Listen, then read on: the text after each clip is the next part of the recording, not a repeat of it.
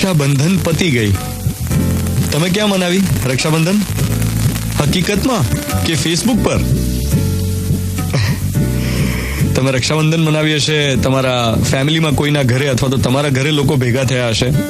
એના પછી તમે ક્યાં એન્જોય કર્યું? ફેસબુક પર કે રિયલમાં? કેટલા બધા લોકો એવા હોય છે કે જે દરેક તહેવારને રિયલમાં જેટલો સેલિબ્રેટ કરે એટલો જ ફેસબુક અને ઇન્સ્ટાગ્રામ પર પણ કરતા હોય.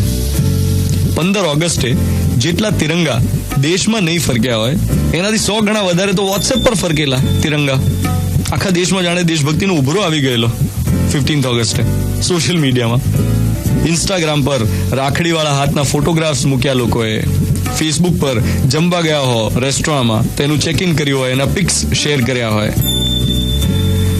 ભાઈના ઘરે બહેન માટે કોઈ સ્પેશિયલ વસ્તુ બની હોય તો એ થાળીનો ફોટો શેર કરે. ના, થાળી નહીં. હવે તો બધું ડિશમાં જ પીરસાય છે ને. થાળી ઇઝ આઉટડેટેડ, પણ જો ખરેખર કોઈ ભાઈએ બહેન માટે જાતે વસ્તુ બનાવીને ગિફ્ટ આપી હોય ને તો સલામ છે એને. કેટલી સરસ વાત છે યાર, પર્સનલાઇઝડ ગિફ્ટ, જાતે બનાવેલું કશુંક આપવાનું. ઇનફેક્ટ ઘણી બધી બહેનોએ જાતે બનાવેલી રાખડી પણ બાંધી હોય છે. એટલે માર્કેટમાંથી નહીં લાવવાનું, યુનિક સેલ્ફ મેડ રાખડી. અને ભાઈ પણ કંઈક જાતે બનાવીને ગિફ્ટ આપે બહેનને. તો ફેમિલી સાથે કરેલા આનંદને મમળાવતી સવાર પડી છે. બસ તમારા જીવનમાં, તમારા ફેમિલીમાં, પરિવારમાં આવી જ આનંદની કિલકારીઓ ગૂંજતી રહે એવી શુભકામનાઓ સાથે આજના દિવસની શરૂઆત કરી રહ્યો છું. પણ મોર્નિંગ મંત્ર થોડો અઘરો છે. એ દરેક ભાઈ જેના હાથ ઉપર રાખડી છે,